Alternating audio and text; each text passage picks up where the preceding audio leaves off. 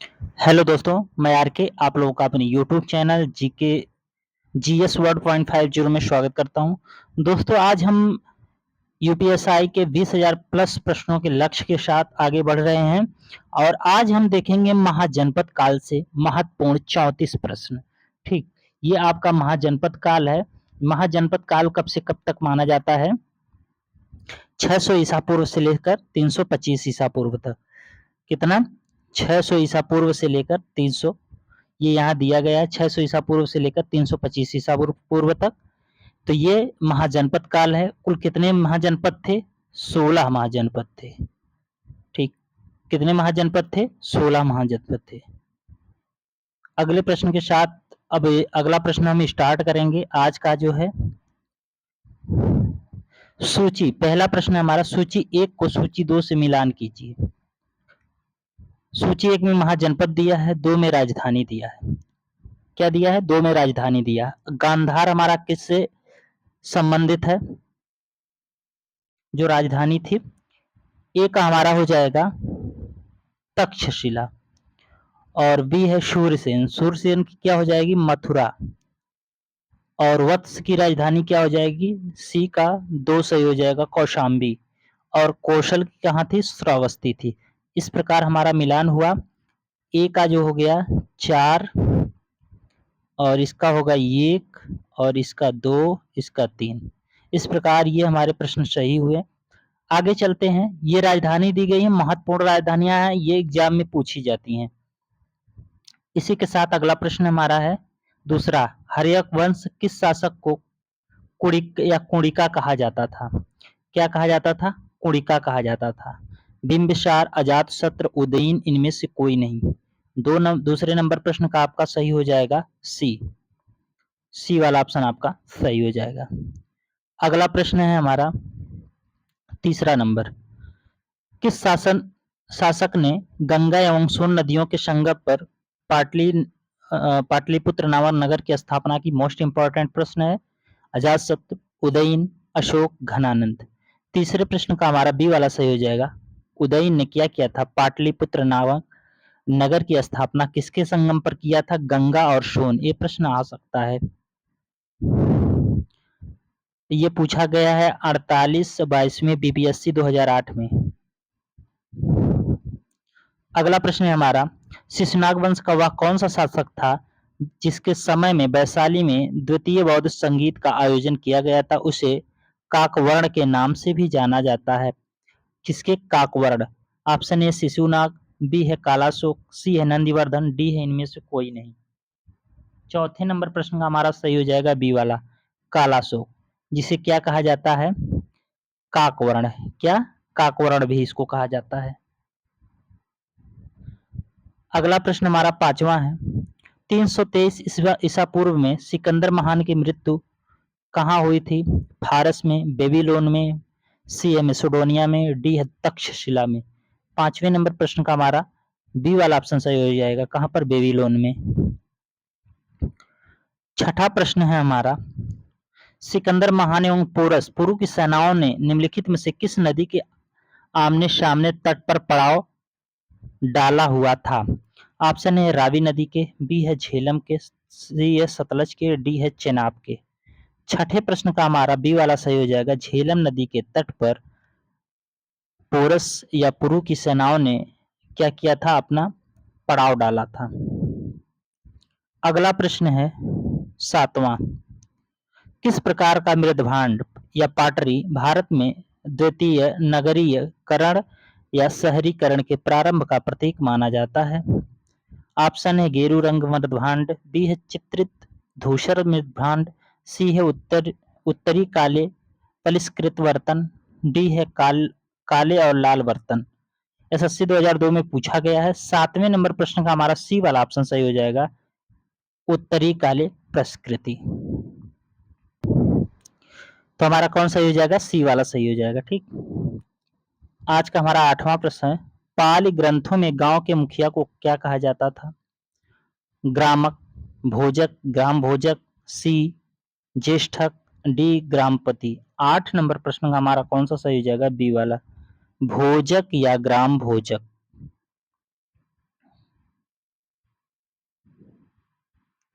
अगला प्रश्न हमारा है, उज्जैन का प्राचीन नाम था, उज्जैन का प्राचीन नाम क्या था? अवंतिका, तक्षशिला, कन्या कन्याकुब्ज या कान्यकुब्ज होगा। ठीक, कान्यकुब्ज, कान्यकुब्ज है या यहाँ पे कान्याकुब्ज या कान्यकुब्ज।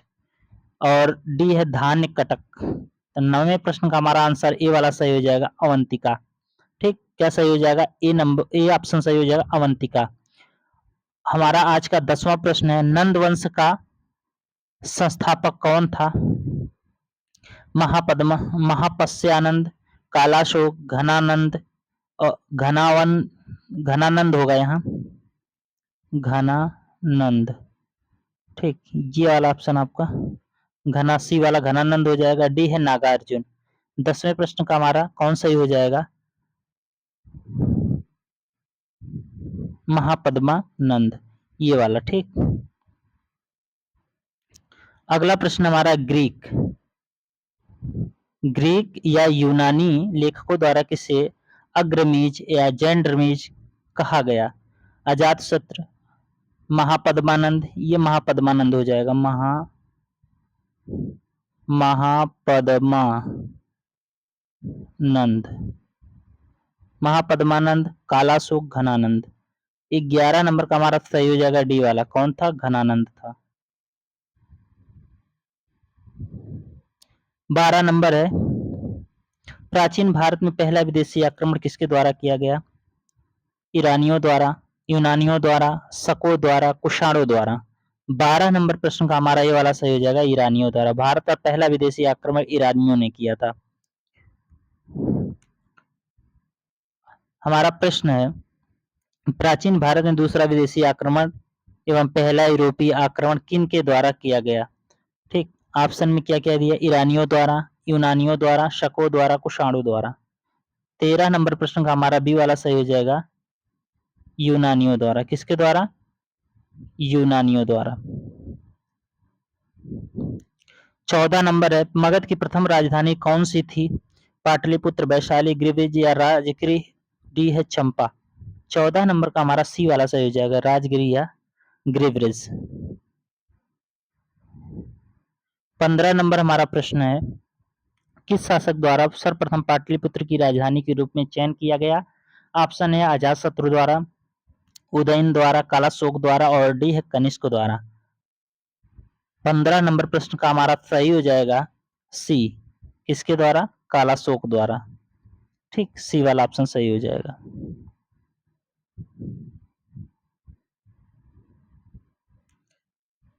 अगला प्रश्न हमारा, 16 महाजनपदों की सूची उपलब्ध है। ऑप्शन है महाभारत में, बी सी है छांदोग्य उपनिषद में, बी है अगुंतर निकाय में, डी है संयुक्त में निकाय में।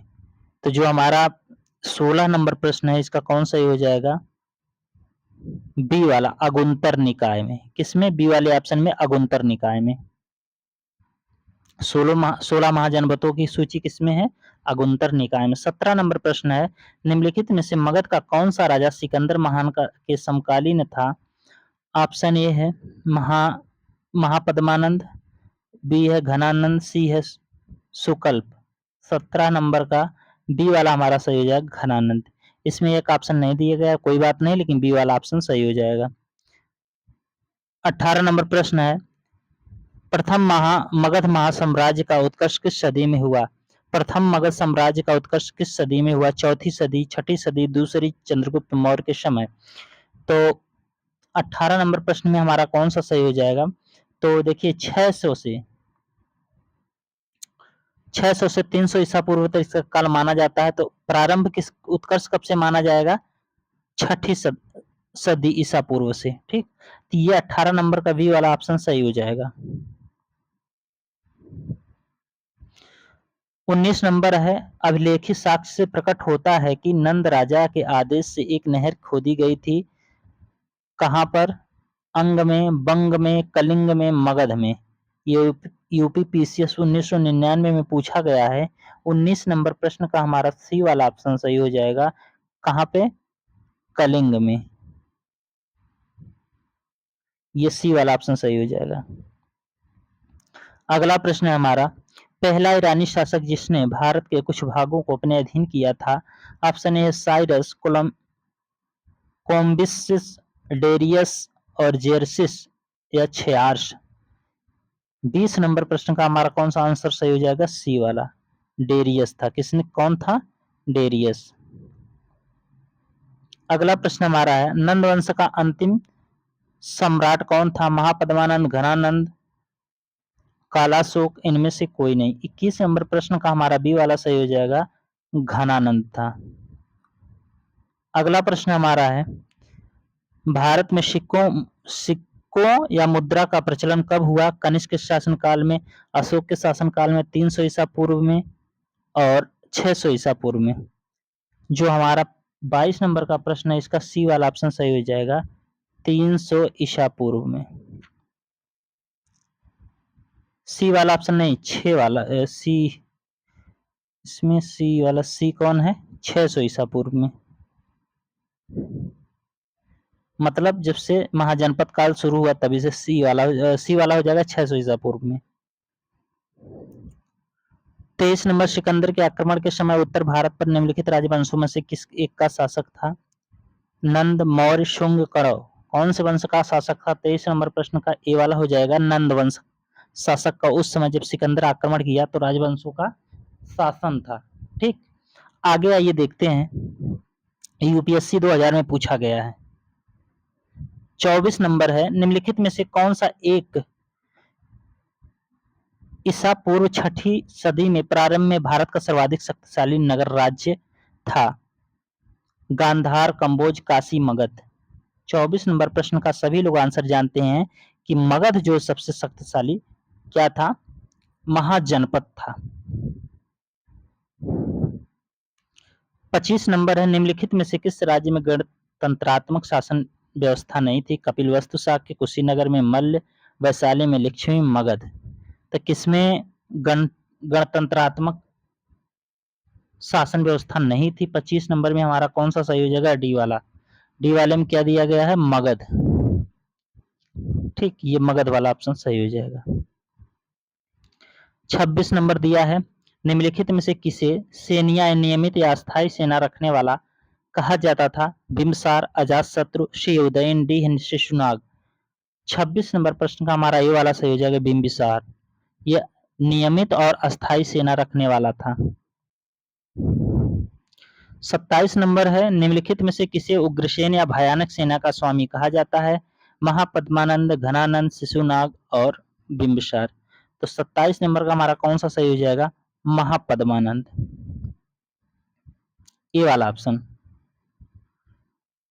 28 नंबर है, निम्नलिखित में से कौन सिकंदर के साथ भारत का आने वाला इतिहासकार नहीं था?